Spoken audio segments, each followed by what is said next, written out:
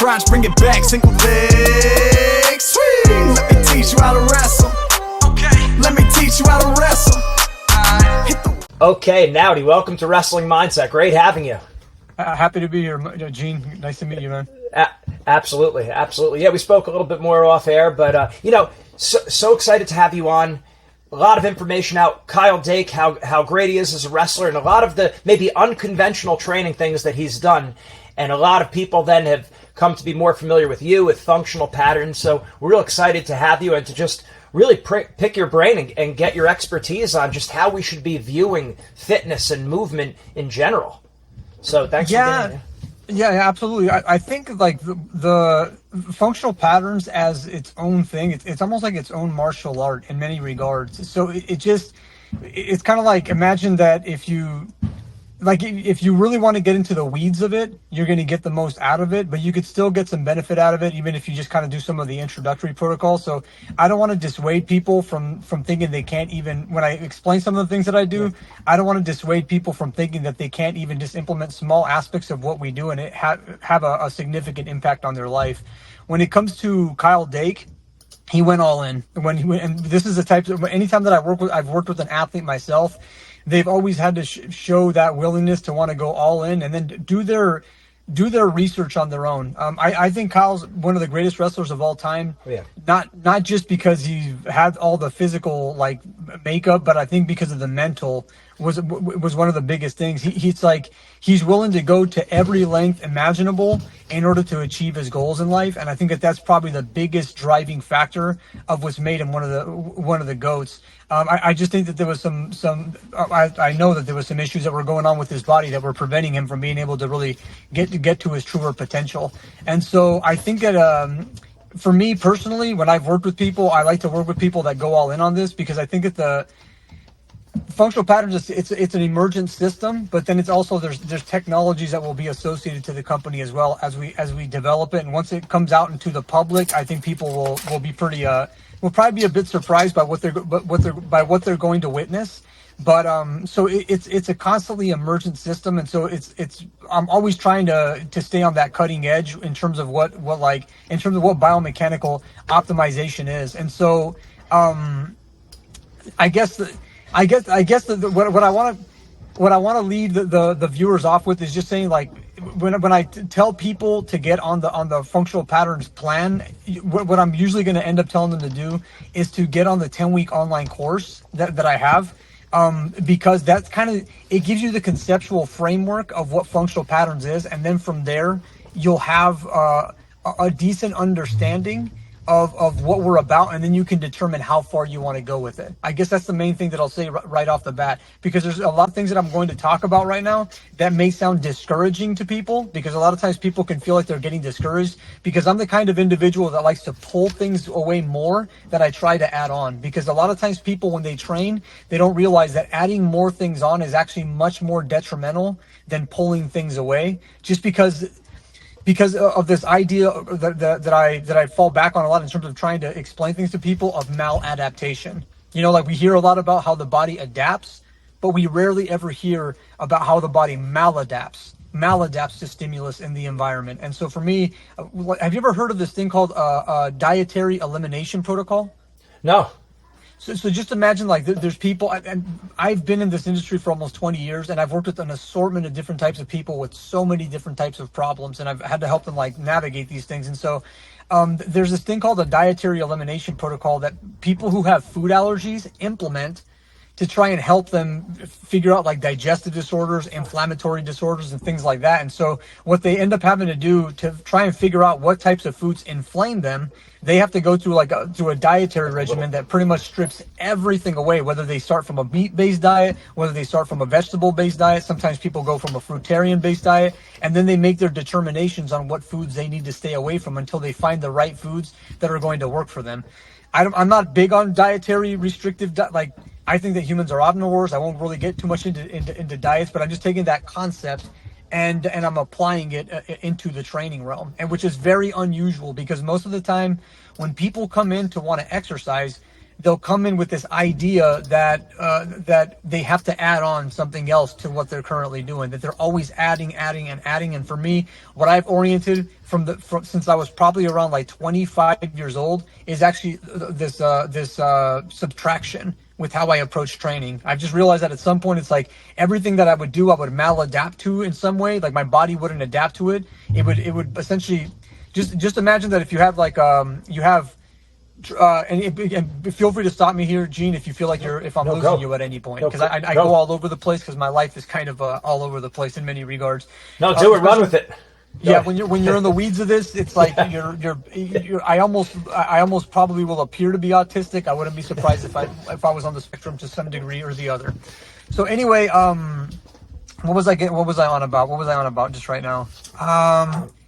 It was I guess it was in reference to this idea of maladaptation. So essentially, it's like we all have generational trauma. Like we come from a lineage of wars, contaminations, famines, plagues, all these types of things have impacted our structure. And so we have this default trauma that's inbuilt in our structure. And the body, based upon the stimulus that you provide it, will either gravitate to the trauma, which is the dysfunction, or it will adapt and go towards the function, which addresses the generational trauma. And that's primarily what functional patterns does. And everybody experiences this. Every wrestler, every athlete, everybody has it to some degree or the other. And there's a mechanical imprint on it. So essentially the way that you move is impacted by this generational trauma. And so anytime that I think about implementing a stimulus on a person, I'm thinking, okay, is this stimulus that I'm putting forth on them moving them towards the generational trauma, exacerbating the general trauma and building on the trauma, or reversing it? And that's a big thing that I want people to really think about. And the thing is, when you start going down this path on the surface of it all, people will think, well, whatever, this is just training or whatever it may be. But when you start getting deeper and you start assessing your body, assessing asymmetries, compressions that come inward this way, compressions that come inward this way, or compression that comes in just on one side this way, or a compression that comes in on one side this way. Let's say if that's just like your rib cage or your pelvis or your spine.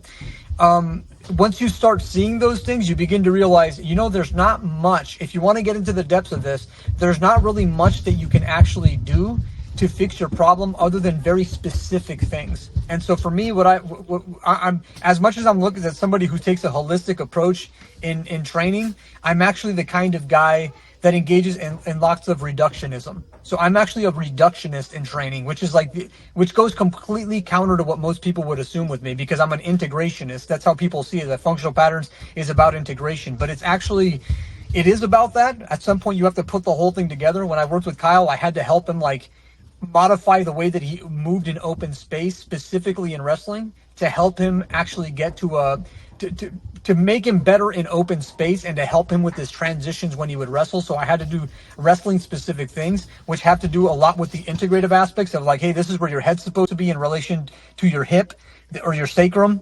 This is where your arm needs to be in relation to your leg. This is where your trunk needs to be in relation to your leg. Those are the types of things that I involve in integration. There's corrective exercise protocols that are integrative, but overall, what I try focusing on is reducing things down so we get to the causal mechanisms that are impeding a person from being able to achieve their full potential and addressing that generational trauma. So that to me is like the main thing that I don't want to dissuade people from wanting to employ functional patterns, because sometimes they start getting deeper into it and they're like, well, what the hell do I do after a while? Like I feel like I can't do anything anymore, and that I got to be restricted to the narrow vision that Naudi seems to have about training. But as you know, Gene, how multi-dimensional is wrestling? Very much. It's like there's so many dimensions to it. It's by far other than mixed martial, I would say that it's even more dimensionally challenging than even mixed martial arts by itself. The reason I don't do podcasts anymore. The only reason I'm here, Gene, is because I think wrestling is like the sport of sports, really. And I think if you can master wrestling without being hypermobile, then at that point you can master pretty much any martial art and do really, really well in it and then not get injured. So for me, it's like this is kind of like a barrier to entry as it relates to being able to do sustainable mixed martial arts, which is part of what I want to do. So yeah, to circle back to that whole thing, I don't want to dissuade people from thinking that they can't do anything. It's just like when you want to get, I'm in the weeds of this, I'm thinking about splitting hairs. And so if something that I say appears to be like almost extreme in terms of like, hey, I don't do this or I don't do that, or quite literally, I'll be very frank with you, Gene. I barely do any training at all. Like honestly, I'll maybe train hard, maybe once a month, maybe once every 45 days, sometimes every 3 months. I'll train hard like one time, sometimes in half a year. So for me, it's like it's very unusual. It's very uncharacteristic of people in my field to do that, because most people are worried about like sarcopenia, atrophy, like the atrophy of muscles and whatnot. And so for me, I've been able to maintain my muscles, but it's like, there's ways that I go about that, and I guess we'll kind of cover that, cover more of the specifics as we go through this interview. Yeah, absolutely. No, and this is great because, you know, the idea, the landscape of like American wrestling, what we see, real young age, you have a dad who wrestled, they want to get their kid in wrestling as young as possible, 3, 4, Yes. 5, start taking them to a wrestling club, start teaching them right off the bat, push-ups, pull-ups, get them on the rope, even if it's just hanging on the rope, sign them up for a gymnastics class, get their body moving, not really so much in a systematic way, but just exercise. And then as they get older, you know, as you know, then it becomes, now we need to have a strength coach, which is great that they're thinking about strength. They might not be thinking about they're not probably thinking about the totality of movement, injury prevention. Obviously, no one wants their kid to get hurt, but they're thinking at a certain age, this kid's got to be lifting weights and getting stronger. So they equate strength training to weightlifting, almost similar to like a traditional bodybuilding. Maybe it's moved a little bit further from that, thankfully, but still, that's like the landscape in their mind. Now, what I've noticed with like the Russians and the Japanese, it's more gymnastics at a young age. They're thinking about building a body, and the coaches are looking at things more like what you said in terms of physics, biomechanics. We don't really hear that much in America about wrestling. So I just wanted to set that landscape for you, because you'd be able to run with that, I'm sure, all day. Yeah, I think that there's a common misconception that there needs to be a split between, and this is really, I'm really glad that you brought this up, because this is a very important topic for this, for something that I deal with all the time in this industry, where it's almost like people assume that if you're lifting weights, that automatically it has to be dysfunctional, and that it can't relate specifically to the demands that we face in reality. So most of the time so just so we're in the clear, I do bicep curls, I do deltoid raises, I do external rotations, I will do like different squatting patterns, I will do like different lifting patterns.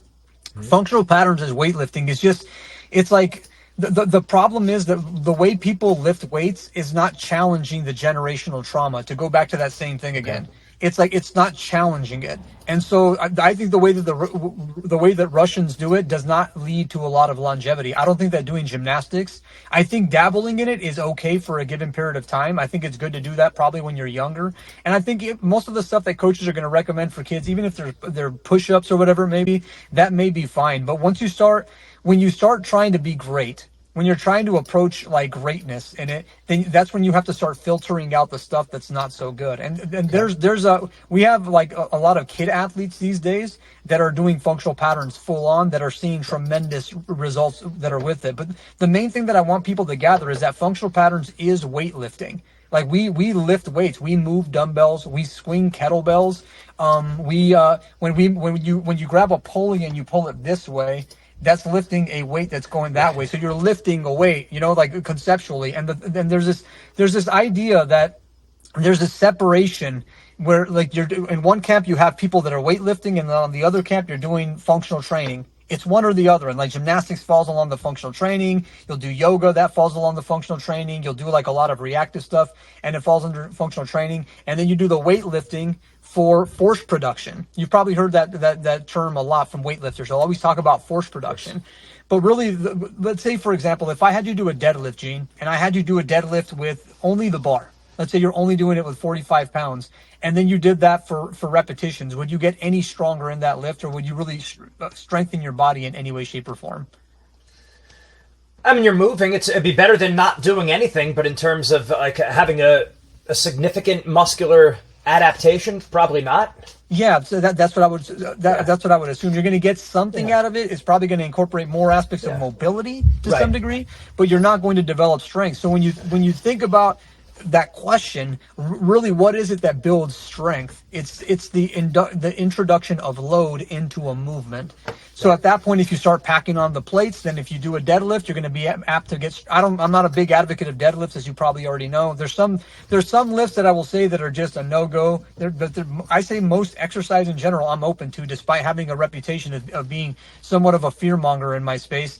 There's just things like deadlifts and back squats, which I tell people they're a no-go. I'm not a big fan of those. We can maybe cover that later. But the idea is that that there's a separation between people where I think what Functional Patterns has done is it's taken both of these camps and it's blended them together to where I load people. I put significant load. If you watch any of the videos that I've done with Kyle or any of the athletes that I work with, you'll see them struggling through a movement. And it's because it's like if you're seeing somebody pull on a cable, you're thinking, well, how much weight could be on a cable? Because when most people train with cables, it's very lightweight when they usually end up doing it. What they don't realize is that Functional Patterns, when we do cable machine exercises, we up the load significantly, but you just can't tell because it's hiding inside of a weight stack. And so you can't tell what's going on there. It's either in a weight stack or it's like the weights are just not visible. Whereas when you do a deadlift, it's very easy to tell how many plates are on there. Or if you're doing Olympic lifting, you can tell. So really, as it relates to like the way that the Russians do things, I think that what they do is good because it emphasizes mobility, but I don't think it's that good. Like I think that the way the Americans are looking at it is actually better, and it just needs to be improved upon. So for me, it just comes down to that the solution is lifting weights and moving weight in general in such a manner that it actually creates more mechanical propulsion through the body. And so what you have to do is you have to load the body in a specific way and then alter the way that you move your body, alter the way that you position your body in order to transfer that load from point A to point B. And when you do that, that's when you end up getting the strength development. And then at the same time, what's great about it is that if you employ, like people create a separation between weightlifting, functional training, and rehabilitation. What Functional Patterns does is it does all three of those in one shot. Like one shot, one kill. For me, it just comes down to that if you're not training all aspects at the same time, then you have most of it missing. And so for me, it's like if you do weightlifting correctly, you no longer have to rehab anymore. It's like the weightlifting should actually be what guides you to move better, which is I think a bit of a paradigm shift for how people think about things, because there's always one camp or the other. And for me, I'm like, no, just focus on the functional movement, but then load it. But how you load it is complicated, because the second you start doing functional movement, why do you think that most people don't load functional exercises heavily? Gene, what's one of the main reasons they probably wouldn't? What would you speculate? Ignorance. They don't know what they're doing. Well, that's it. But dude, yes, that's fear that they get hurt. Boom. That's it. You nailed it. That's exactly it right there. It's that you can get hurt doing this because you're putting your body through more compromising ranges of motion. And if you don't orient your anatomy the proper way, what ends up happening is something gets torn off. And that's what I think people's misconception with Functional Patterns is that we're not loading the body because we don't make it obvious. Like, you ever seen that bar that we use? It's called an RG bar. Yep. So when we use that bar, that's the metal bar that has the hook at the end. Yes. So yes. I have one of those that came with my squat, with my power rack, right? The squat rack. Yes. No, they don't tell you what to do, but it's like, oh yeah, it has a little loop on it. Okay. Yes. So like those bars, they're cable bars, right? So we just make it our own variant that allows for for free torque in the forearm, which allows for more motion and more activity in more places, because like your anatomy can accommodate. The bar allows a better accommodation, but there's a lot of different types of bars like that. But when you actually do a movement like that correctly, it's like, just think about things from this vantage point. Like, you could have long levers and short levers, right? If you create a long lever, it will give you more strength. Like, if you create a long lever, let's say if I have like the I believe it's the fulcrum here, and you have a long lever and you have a weight here. If you're all the way on this side, it's going to be harder. It will be easier to lift it up if you're over here. If you're further. So if the fulcrum is right here, so if the fulcrum is right here, so if there's a weight over here and you're way over here, let's say that. You could pull it nice and easily, yeah. Right. Yeah. But on the inverse of that, would you create a catapult that way? Right. You wouldn't create a catapult that way, right? because No. if you're a catapult, you want there to be velocity. Right. The problem is that when you create a short lever, what you end up doing is this ends up becoming heavier, and then this ends up becoming. Then you have to generate more force over here to create the drive to move this thing from over here. So if high velocity is happening with short levers, that's how it works. And so when you use something like an RG bar, it's like, because you're so far away from where the load is, because both your hands are, and you're trying to fight that load, it's like it ends up becoming substantially heavier, like more heavy than most people could imagine. I've had like professional football players, I've had obviously wrestlers, and they use this thing and they're just like, holy crap, this is so heavy. I think that there's like this, there's this, again, to circle back to the misconception about strength training and functional training, is that there's this misconception that you're not supposed to lift heavy. And I want to try and see if I can eliminate that, at least from this community's mindset, that if you can understand that functional training is supposed to be the most, let's say, for example, when I would work with Kyle Dake, I would put him through my metabolic conditioning, which would involve like this heavy functional lifting or whatever. And you know how labor intensive wrestling can be on a person's heart rate, right? Sure.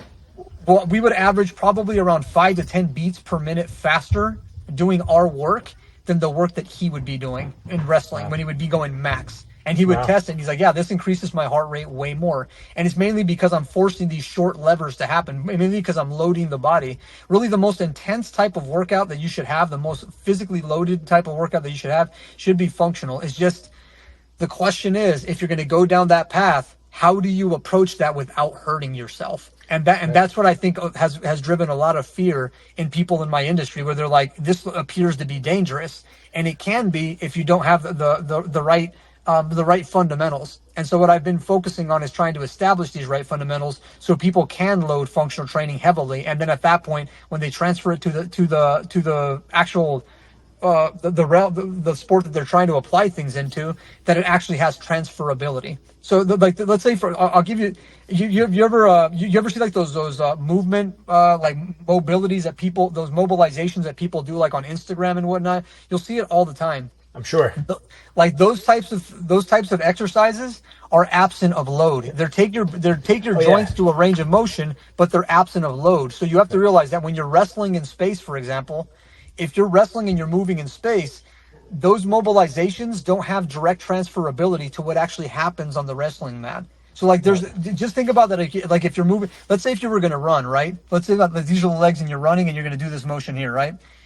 When you're running, like the leg is going to kind of move down a little bit when you're kicking down and back, and then it's going to move sideways a little bit. So it moves in a parabola, right? So there's a curve to it as it's moving.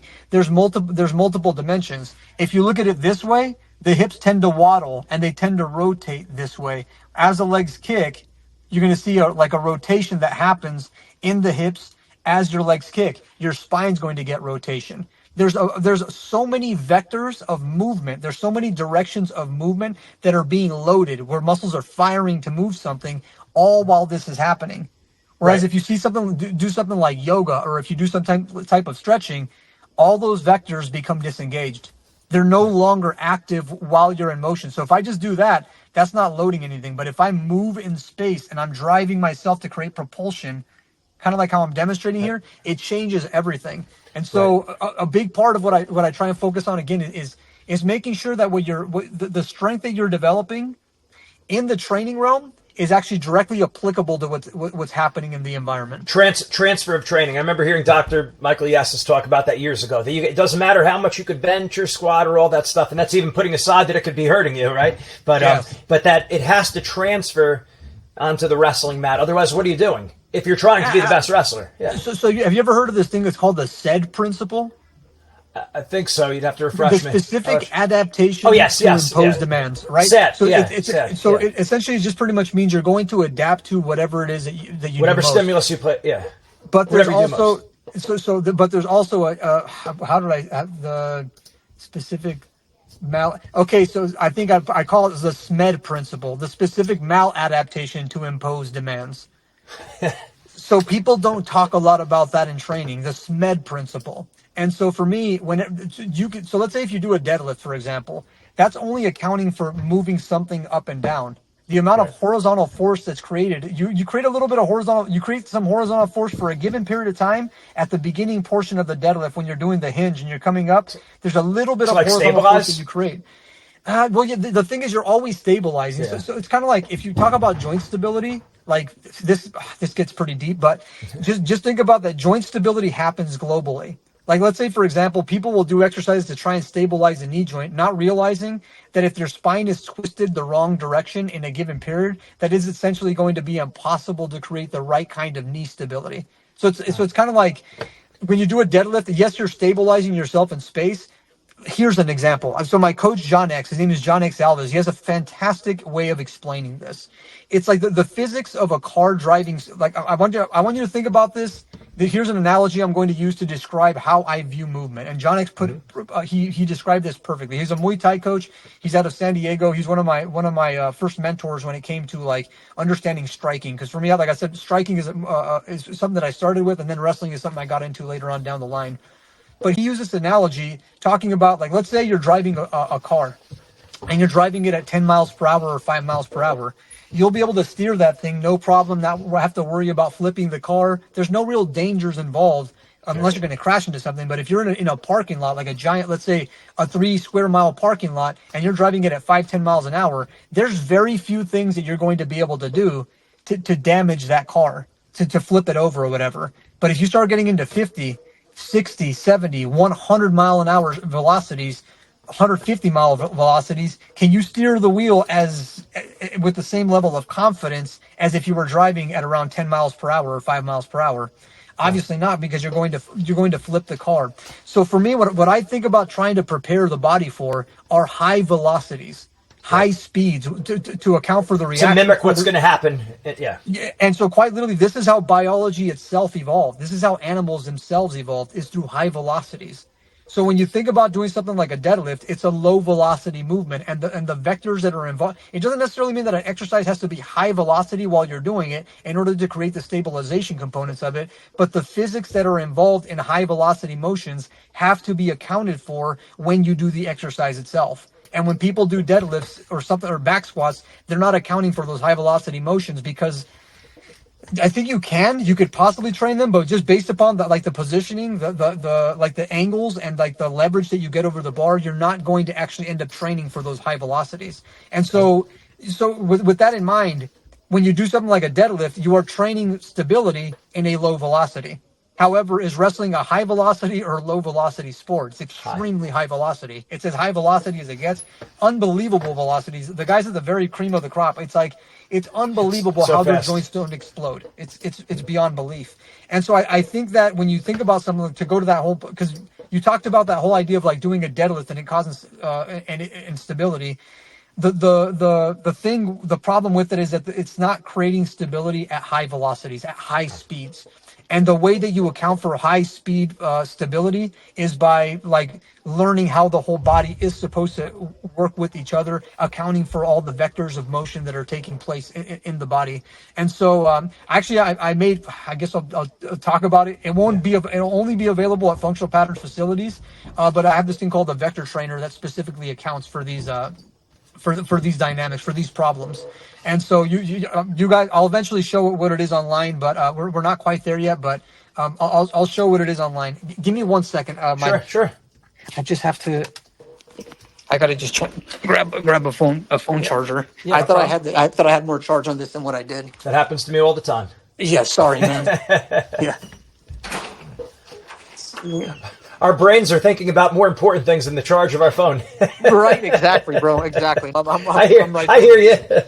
Yeah. So, is any of this over your head so far? If it is, no, by all means, reel me back in, man, because I go all over the place because that's kind of what my life is. I think at some point I'll have better direction when I don't have so much going on.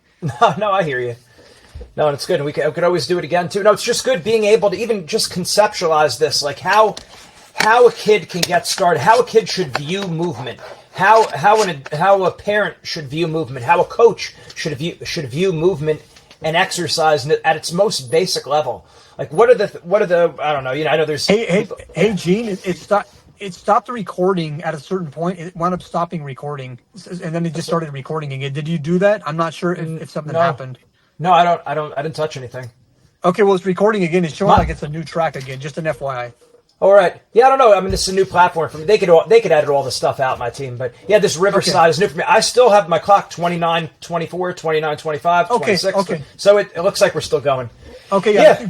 Please go on ahead. Sorry about that. No sweat. So yeah, just even how an athlete, a coach, or a parent should view movement and exercise from the very beginning. Like if you were going to start a kid, if you were going to be, the Mr. Miyagi of a kid at a young age, they're starting to enter sports like 5, 6.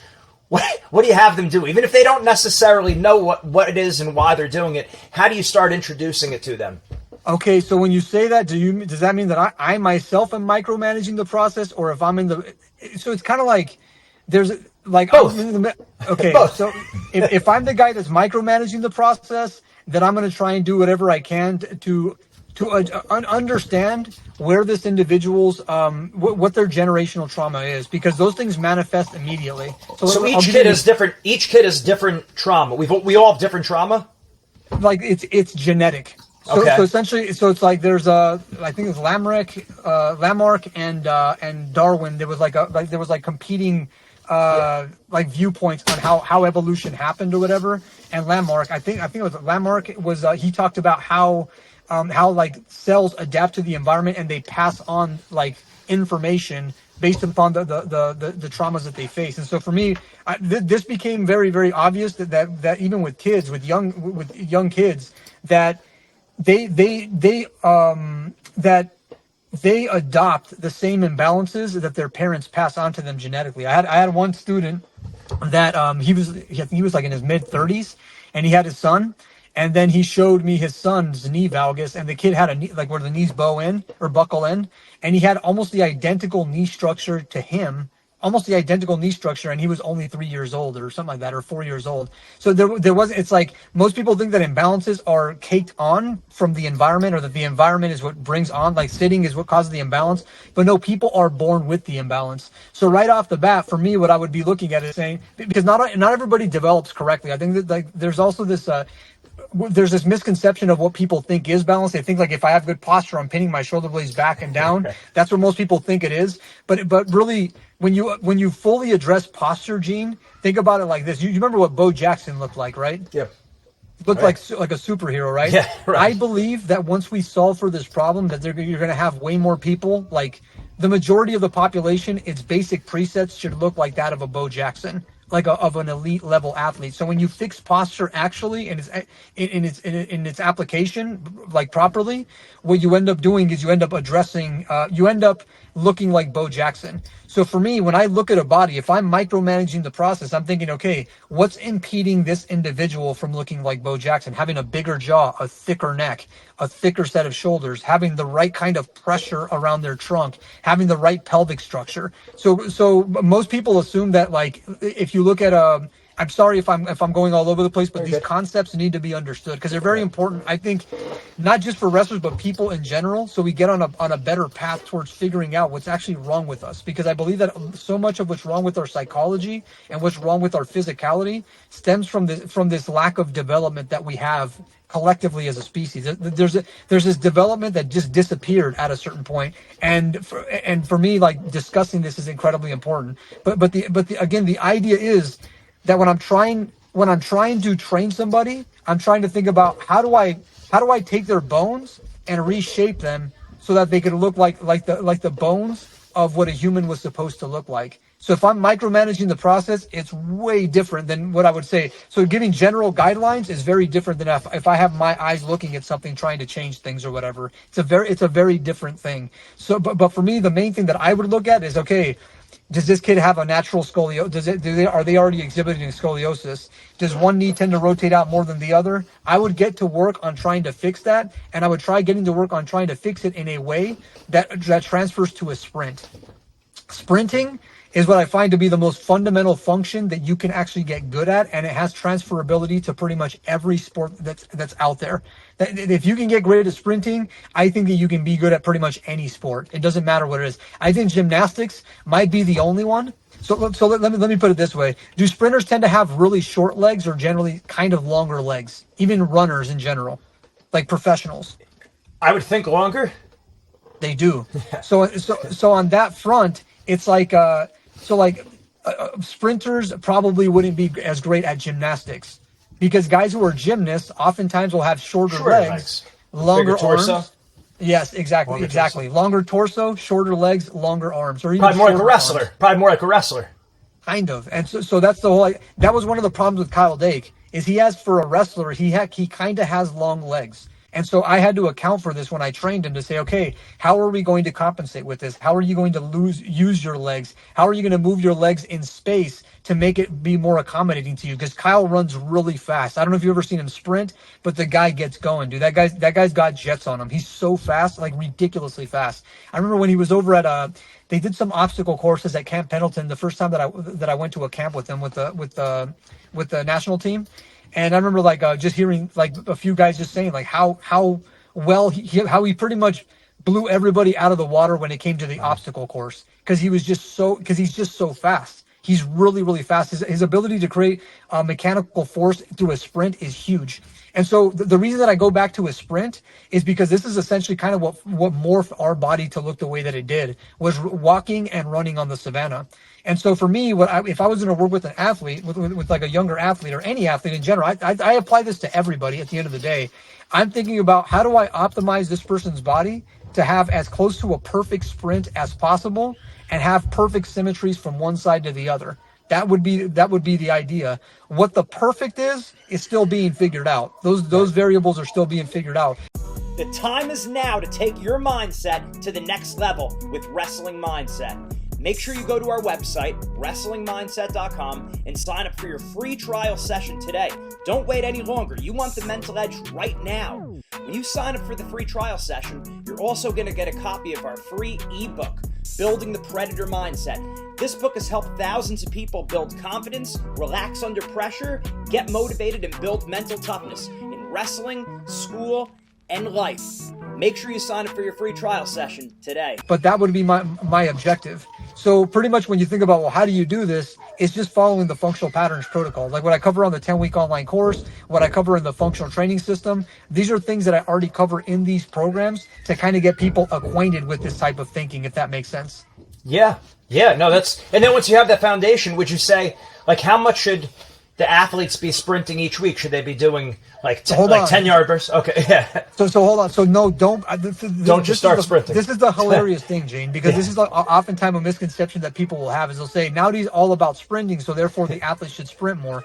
What's probably one of the most injury-prone sports that are out there?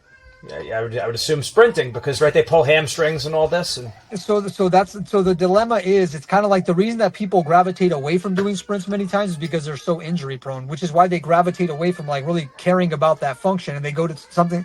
People will typically train linearly because they don't want to engage with the non-linear dynamics involved in something like a sprint. And so what I tried this, I'm so glad that you're bringing this up because this is like so important.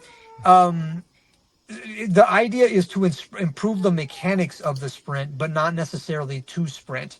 So for me, I only sprint maybe about 4 or 5 times a year. If I go to the beach or something like that and I hone in and I tune in, I maybe sprint about 4 or 5 times a year. And so you have to realize with Kyle, I rarely ever had him run sprints. I think you know what the truth of the matter is, Gene? I don't even think I ever had Kyle officially run a sprint.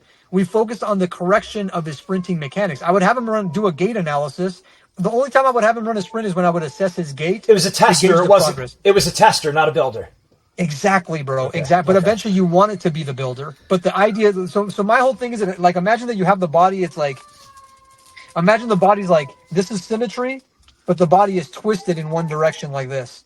Mm-hmm. And when your legs are fluttering like this, the body is twisted to one side because it favors a twist to either twist to the right or twist to the left. The body has a favoritism to want to twist in one direction or the other. And so if you're training yourself to sprint and you're inducing trauma, you're going to go again back to those maladaptations, and that's going to end up causing other problems. Make it worse. Yeah, the sprinting will make it worse because now you're doing it at high velocity. You're moving. Yeah. Exactly. You're getting it perfectly, Gene. That's exactly the way that you're thinking about it. Is exactly the way that you should think about it. So the thing is that sprinting itself isn't the medicine. It's the code that exists in sprinting that is our medicine as a species. I believe that part of our evolution as humans orients around the fact that we achieved very efficient left-right symmetry through our gait cycle, through walking and through running for the most part.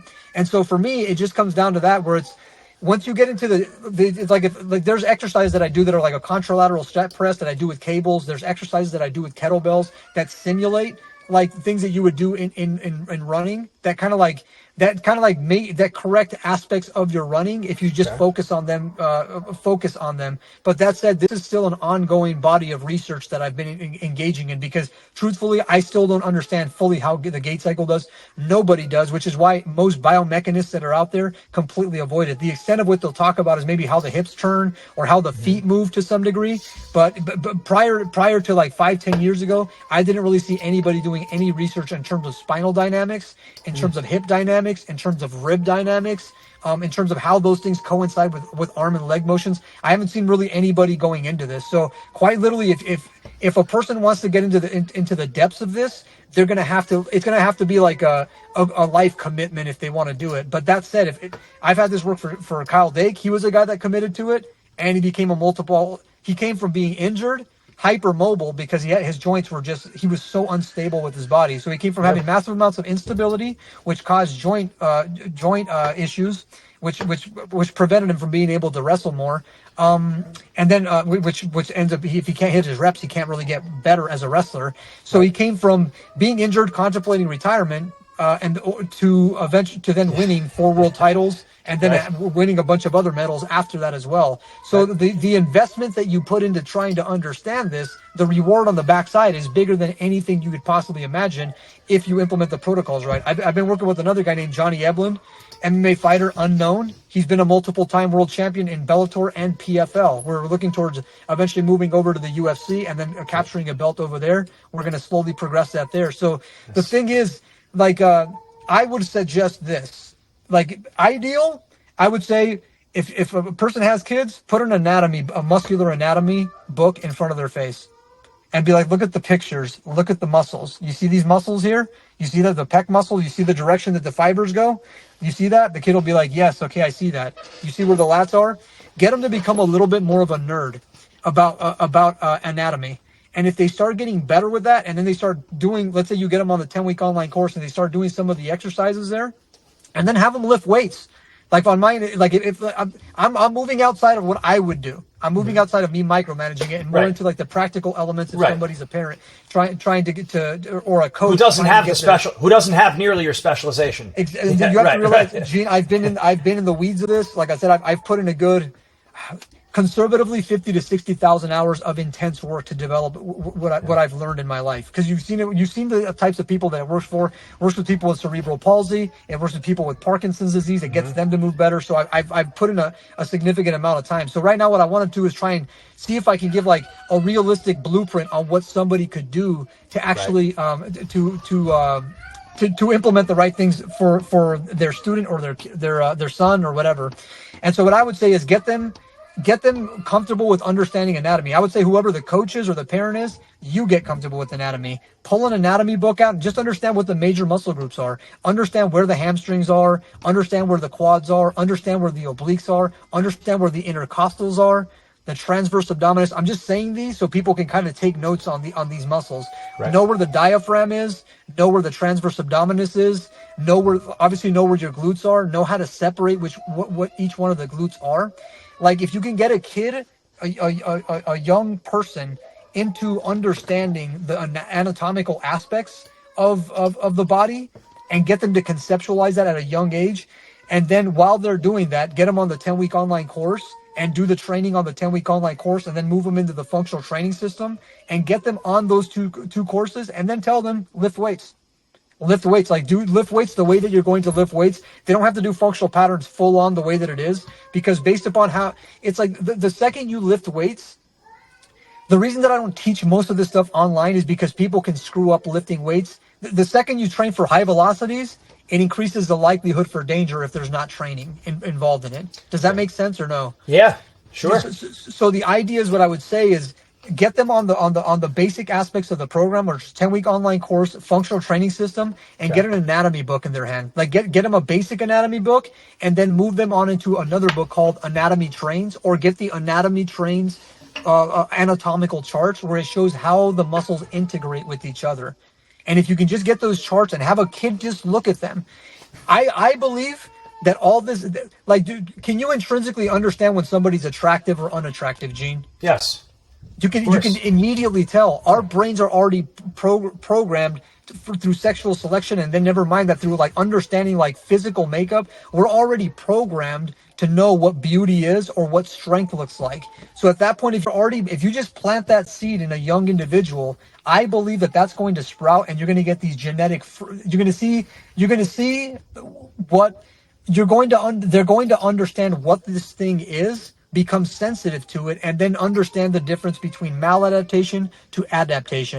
But they need to establish a base understanding of what functional anatomy is. They need to know what the bones are. They need to know what the skeletal system is, and they need to know the muscles. Just focus on that in the beginning. Make them a student of the body.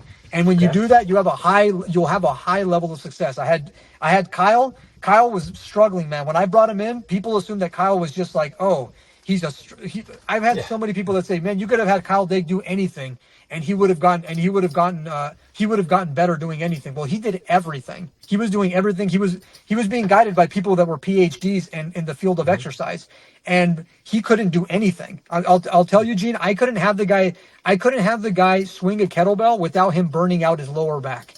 Like his lower back would completely burn out. He said that too. He said that too in his videos. Yep. Okay, so he wasn't actually able to do pretty much anything. So and then it's like the amount that his body would complain about pain. Like it took me probably, from what I can remember, about a year to finally get him to like be in control of his problems. And then I think I got him right to the point where he was starting to understand his problems. And then he had Furman freaking land on his knee and then blow out his MCL, and then we had to start all over again. Then I had to ramp up what I knew like 5x to be able to get him prepared for Worlds that year, so we could win Worlds in that year as well.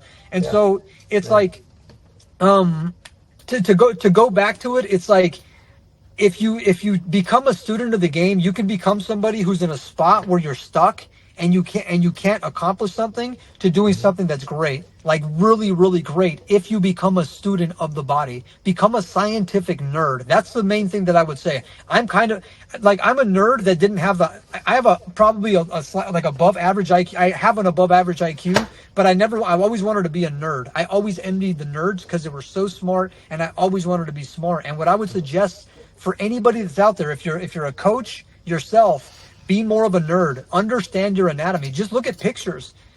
I would say look at pictures. Let me give a better framework. Look at pictures, understand the skeletal system, the muscular system, and what those muscles do. And just like be like, okay, this is the humerus, the arm bone. What is horizontal adduction? It's this, right? What is abduction? This. It's lifting the arm up. What's adduction? Bringing it closer.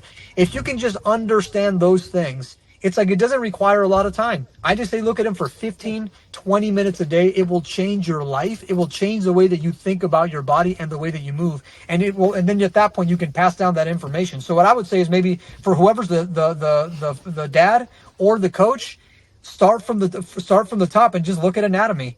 Believe it or not, like that transference has massive benefits. The return on investment is huge. I can promise you it will be huge. Well, and it makes sense, because, I mean, even for the parent, like, they're going to learn things for themselves, too. Like, we all have a body. We all move. We're going to be moving our whole life, God willing. So, like, it's relevant to everyone. This is not knowledge that ever goes away. That's why I say, like, mindset, too. Like, you're always going to use the sports psychology mindset information we give you. Well, the same thing with the body. Like, you have your body. So, right off the bat, I think my kids are 5, 4, and 2. So I think like, oh, maybe those like educational placemats where they could eat their breakfast on. I think maybe there's got to be some fun YouTube cartoon videos that they could watch that teach the body. Like that might be a good way to kind of get them introduced. Or Gene, just put them up on a wall. And just have them be there. Posters on a wall. The brain is just constantly absorbing things, and when kids are that young, they don't even realize that these things are there. There's so many things that are there without them even being aware of it.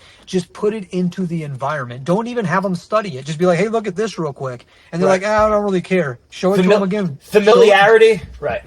Yes, that's most of it. Just show it. It's like you don't necessarily even have to push it on them or whatever. Just put it in the environment. Put big anatomy trains posters on their wall, just on one wall or whatever. Put like 3 or 4 of them right there, or just put like regular anatomy and then the graduation to better understandings of anatomy. It's not perfect, but it's like it's really good. Is anatomy trains. Like go from regular anatomy to anatomy trains, the work that Tom Myers does, and just put it on their wall. So long as it's there, they're going to absorb it. And then never mind that, if you're absorbing it, your kids, they copy you because you're their hero. Right. So they're gonna want to copy whatever their hero is doing at the end of the day. So it's like that's the idea, setting the example as well. And even for you, Gene, it's just look at anatomy for 15 minutes. It's not a big time dump. And the return on investment. Just think the main thing is look at the direction that the muscles run. Make that, like if you look at the directions of how the vastus lateralis, the outer quad works, and the vastus medialis, how the fibers work, like how they orient, just look at the direction of the fibers, and that will slowly tap into that part of the brain, which I believe makes us better pattern recognizers for geometries. So the thing is, the brain is a sophisticated computer, and it's processing data in the environment at all times. It's processing motion. It's processing trajectories.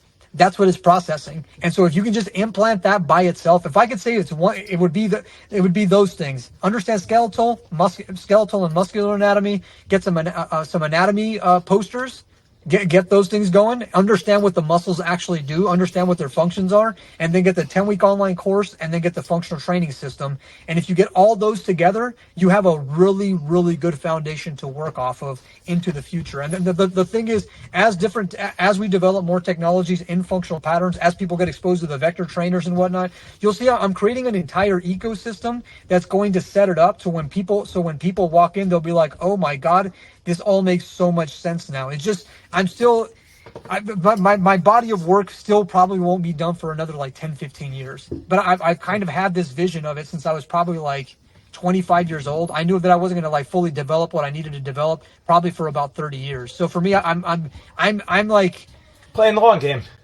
Yes. So I'm maybe about like a little over 1/3, maybe 2/5 of the way of what I think I'm supposed to be doing in my life. So from a younger age, I kind of already understood. I could already envision what my life was going to be like when I was 60, 65, 70. So I'm right now I'm 40 now. So it's more of a setup for when I end up turning like 66, if I can make it there, hopefully, God forbid. But it's like, if this reality allows me to live to that age to actualize what's there, then at that point people will understand it better. It's just there's a lot of confusion in the midst of all of it. When you're compiling all this information, people are going to kind of misconstrue it or relate it back to what they know instead of like looking into the deeper aspects of it. Mainly because for one, it's confusing.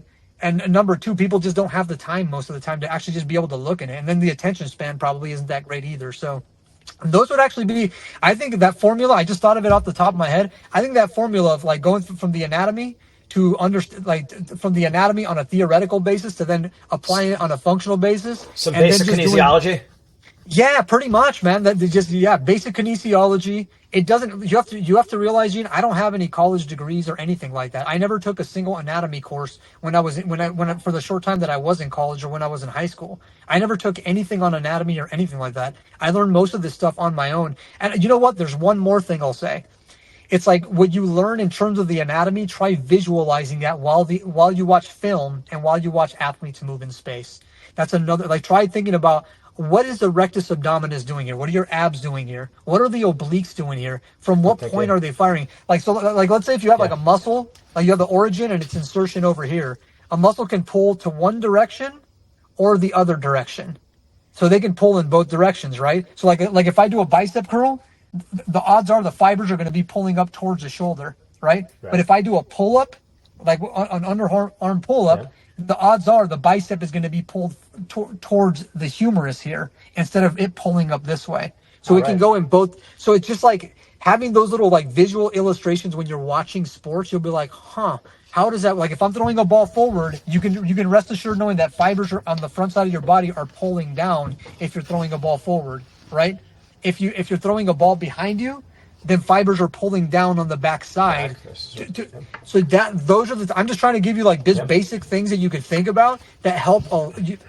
You don't realize how much they help until you start thinking about them. And when I got Kyle to start thinking, because this is what I did with Kyle, and when I got Kyle to do this, it's like he just, by the time he wrestled, the day that he arrived at the style that I wanted him to be closer like was the day that he wrestled Burroughs. Like he was dabbling, and the day that he wrestled Burroughs, I was like, oh damn, he showed up on that day. He showed up on the day that I wanted him to show up on the most, because that was like, for me, I was like, that was the test. Even before he wrestled Burroughs, I was studying Burroughs and trying to take aspects. That's another thing that I do. I like to take aspects of every wrestler or athlete. I took a lot from boxing, and I took a lot from boxing and I applied it to wrestling. Right. In terms of like foot positioning, head positioning, hand positioning. Oh, Bruce Lee did that too. If you look at Bruce Lee's book on Jeet Kune Do, he's studying fencers, boxers. He's integrating all that stuff together. Exactly. And the thing is that I think that one thing that martial artists in general don't tend to do enough,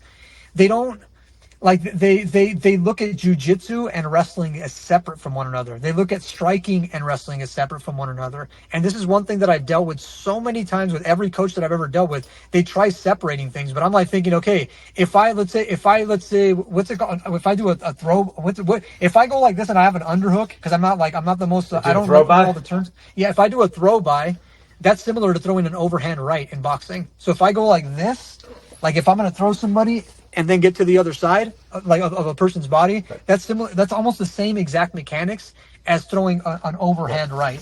There's so many times, like if you do a down block, there's like that's like almost like throwing like a Superman punch in some capacity. There's always, but the anatomy orients the same way no matter what. It always orients the same way no matter what, because humans are humans and our muscles, humans have variability, but in general, the way that we move is pretty similar. The way that demands go on our bodies, some people have longer legs, some people have shorter legs, some people have longer arms, some people have longer spines, shorter spines, some people have bigger scapulas, some people have bigger, smaller heads, longer necks. So everybody kind of has their own physical makeup, and there is variability between how people move.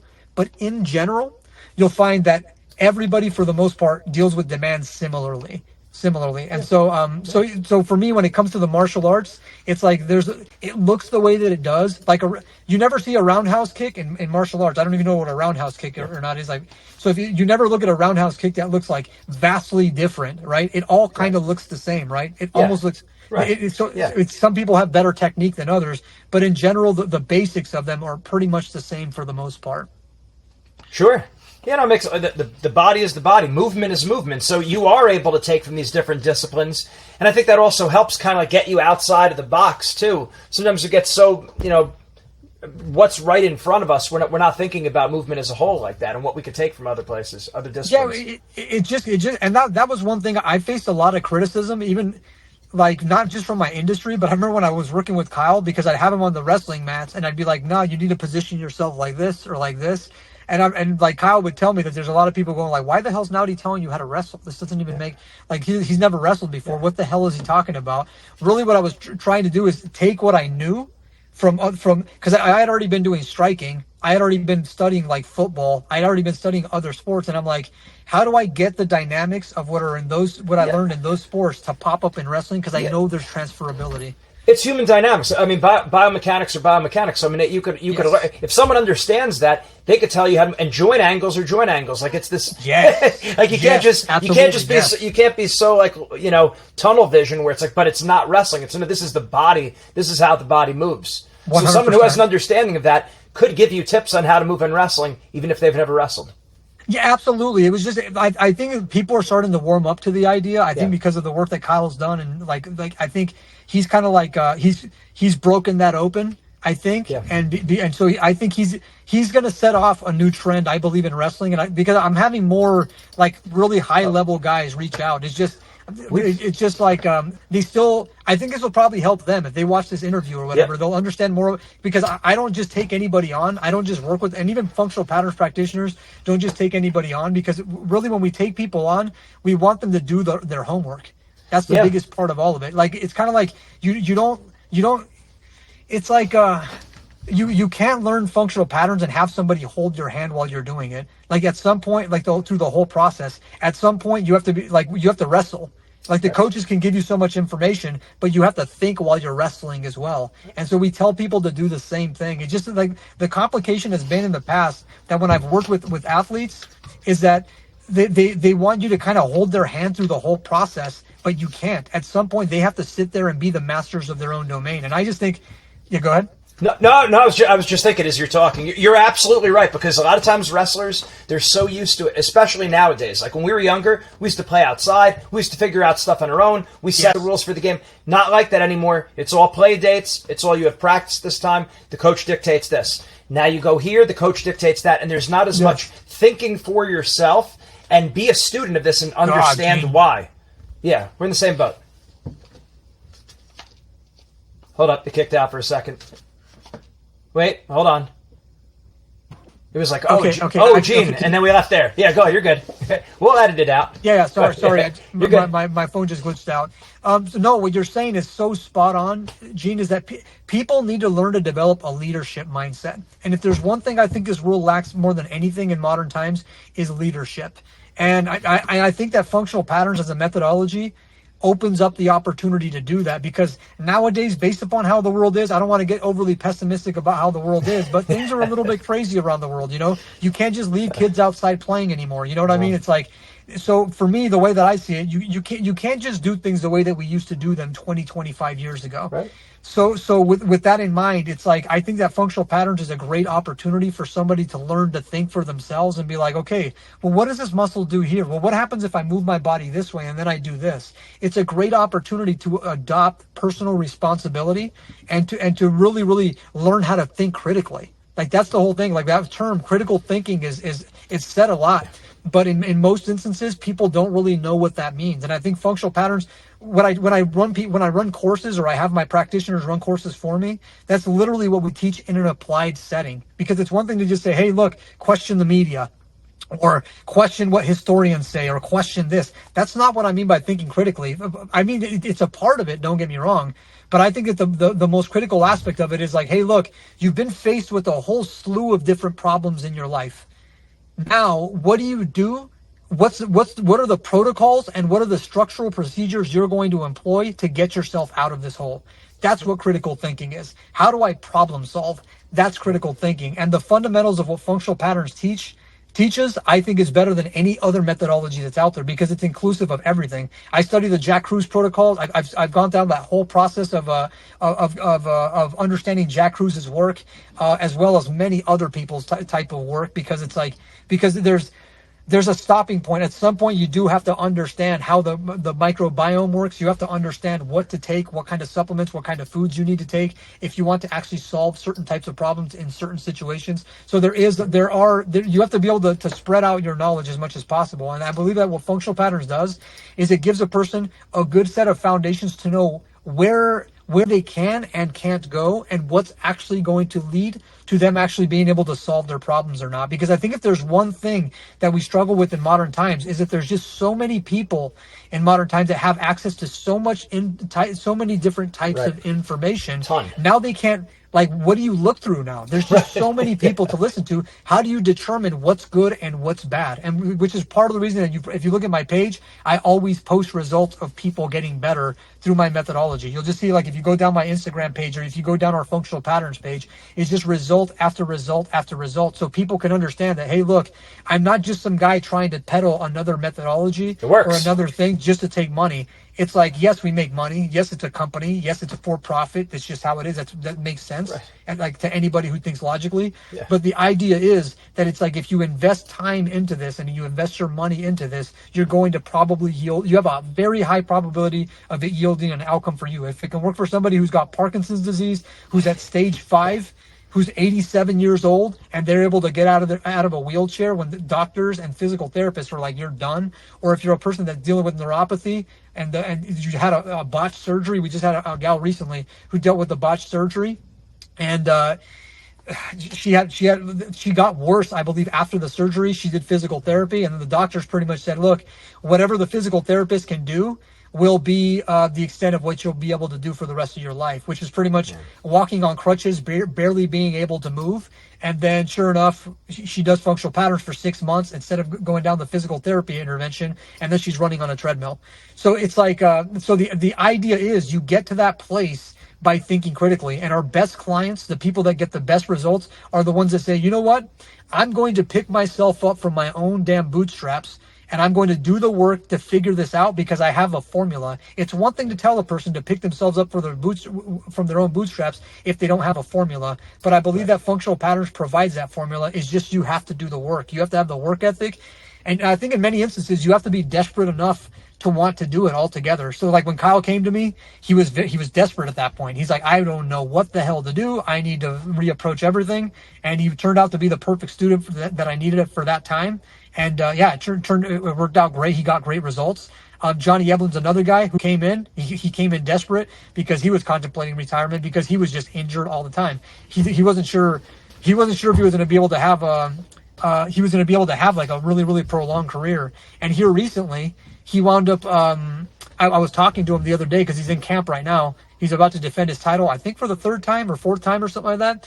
So he's about to do that, and he was like, and I was like, hey man, how are you feeling? Like because every once in a while, I'm very much, when I work with people, I'm very much into the weeds trying to figure out what's preventing the mechanical propulsion. But then every once in a while, I'll have like a life perspective thing, be like, okay, where's your life perspective? And he's just kind of like, you know what? He's like, I haven't had any pains, because most athletes will figure, wrestlers especially, they'll be like, pain is just a part of training. And I'm like, no, it's not. You've been maladapting too much. That's why the pain is there.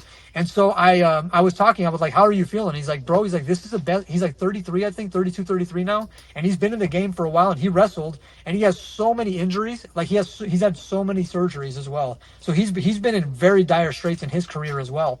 And so he's like, I don't feel any pain. And he's like, every once in a while, if I feel like a slight niggle, like he's like, I can adjust my mechanics around it to take the pain away pretty much within a matter of minutes.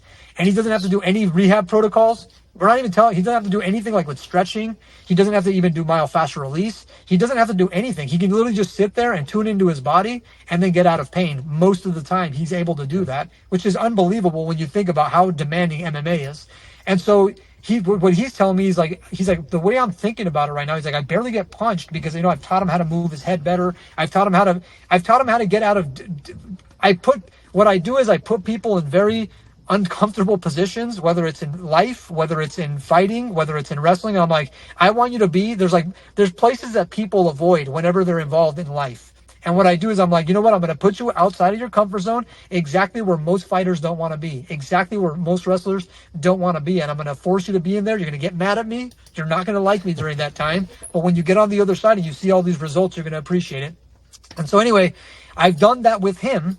I've put him through those points of getting out of his comfort zone. And he's like, I could see myself doing this for like another 8 to 10 years if I need to. He's like, I could do this and before, he's been working on vans, like I don't know if you know, like van lifers or whatever, but he's been working on his own van and whatnot. And he's like, I never realized how much less productive I was because my joints just hurt all the time. My body's hurting all the time, and now I don't want to get up. Now, and before I wouldn't want to get up and do stuff, but now I'm like, I just want to work on stuff.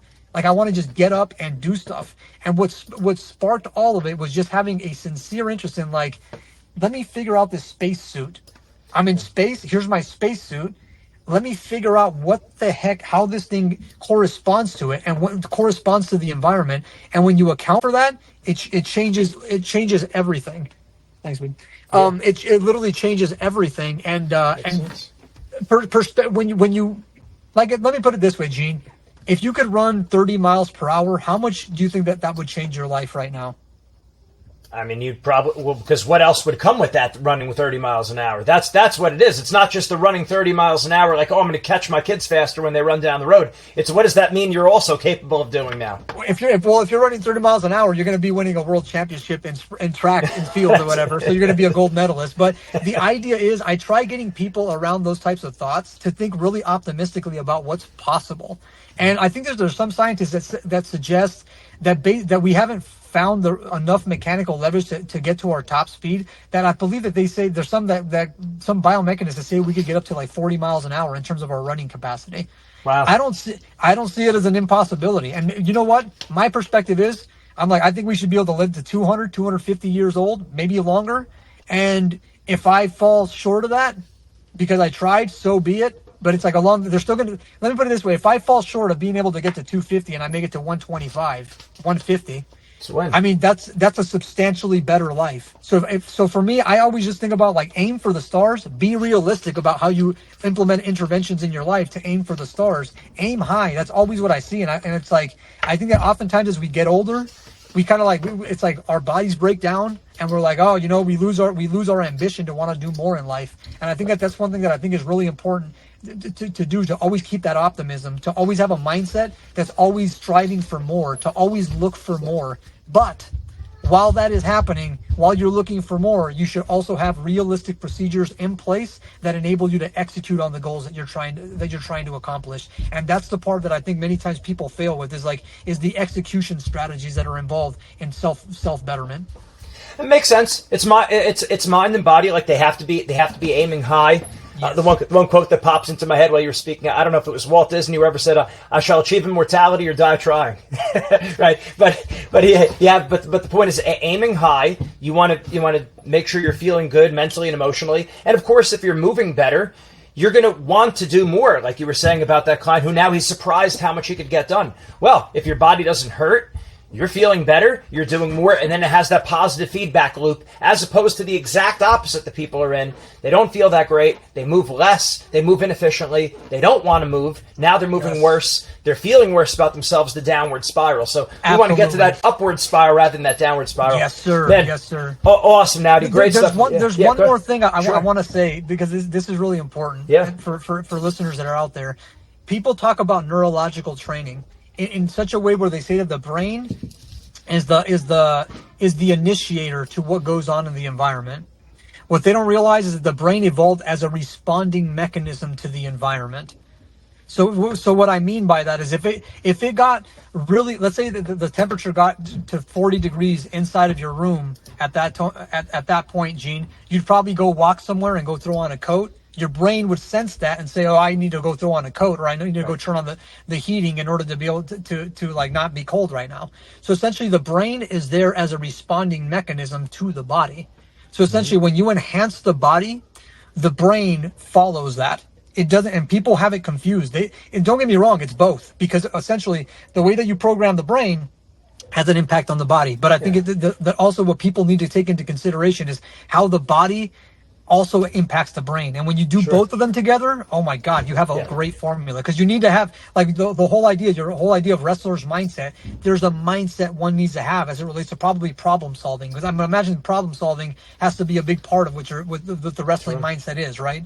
So the idea is that it's like it's like that programming matters greatly, but then also the programming that's in the body matters greatly. And the things that we do to nurture the body to move like it should will end up enhancing that brain, which can then it turns into a feedback loop where it's like the body is enhancing the brain and the brain is enhancing the body, and they're just nurturing each other constantly.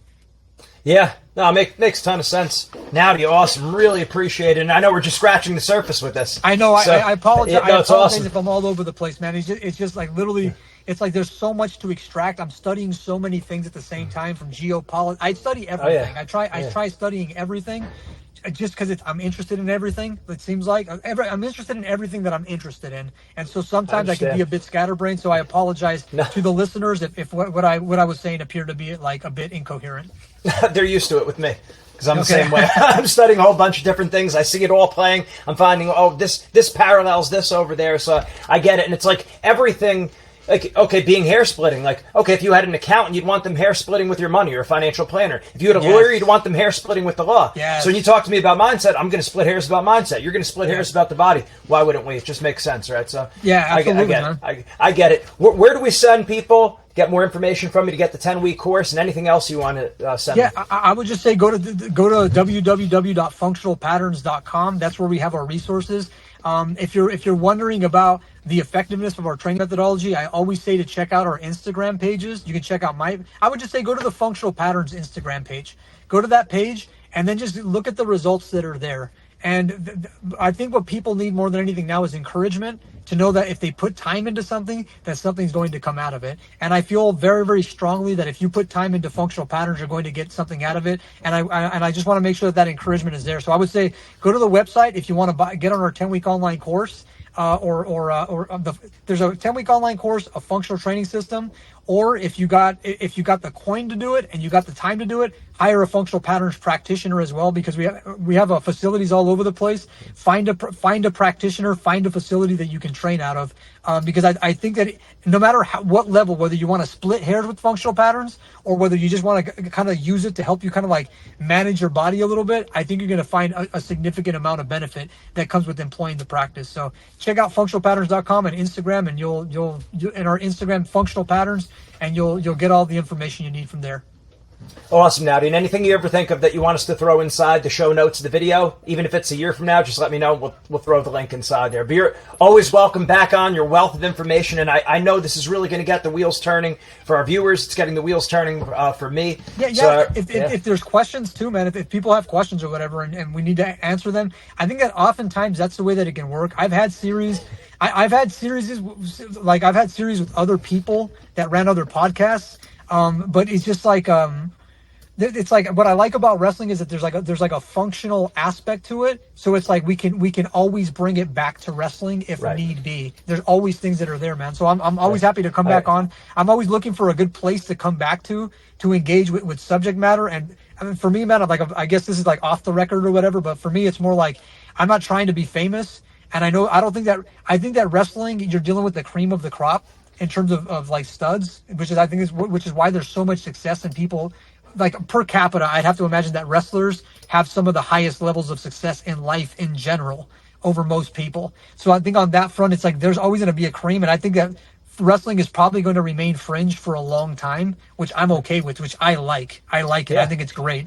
And so for me, it's like, so it works out perfect for me to be involved in a platform like this, man. So if you want to have me on in the future or whatever, I'd be happy to come on and cover more things. Love to do it. And again, I'm like you. We're a lot alike with this, because if it's just like, hey, Gene, talk about mindset, it's like, well, what do you want to talk? We can talk about anything. Yeah, but sometimes that Q&A where it's like hyper specific, got it, boom. Now give me another one. You could throw it from out of left field. Okay, yes. Hyper specific, boom. We could lean into that. So I get it. Sometimes that Q&A format is even more fruitful for other people, right? I like giving the macro and then give the micro. I think that's the best way of doing it, man, because it's like, people want context-specific information. Sure. Where there's question, because that's what I learned off of social media. I'm tricking the algorithms. Is that when you're on there, you have to think about the questions that people ask, and it's always, as you already know, it's like it's finding the right question that people ask, and then giving the relevant insight for that they probably never heard before. That helps them kind of like shift their paradigm a little bit. So I think it's figuring out the questions that people have that will determine things. But I think overall, I think the pod came out pretty good, right? Oh, definitely. No, it's great. Yeah. Some value will be extracted, hopefully. Oh, a ton. Thanks, Naudi. I really appreciate it. Have a good day. Like I said, we'll definitely do it again. Yeah, for sure, bro. For sure. We'll be in touch. You got my number too, man. If you have any questions, by all means, hit me up at any time. I appreciate it. Take care. Take care, brother. Have a good one. Bye. You too. Bye. Bye.